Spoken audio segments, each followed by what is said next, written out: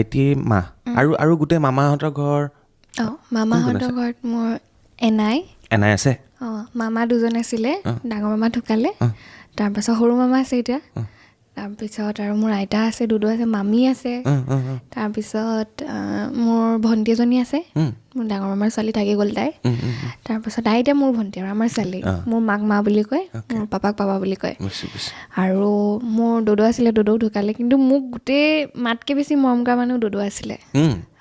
ধেৰ মৰম কৰে আৰু কি শিকায় তোমাক মোক হেৰি চব শিকায় চব বস্তু এই নাম চাম আৰু আমাৰ মানে সাজৰ সকাম হয় পুৰা কাতি বিহুটো একদম সাজ নহ'লেতো নহয়েই এই সাজ নাখাওঁ এতিয়া খাব হোৱা নাই খাম আৰু ভৱিষ্যতলৈ ডাঙৰ হ'লে খাই ন মানে সকাম চকাম হ'লে মানে কিছুমান নিয়ম থাকে নহয় তাৰপিছত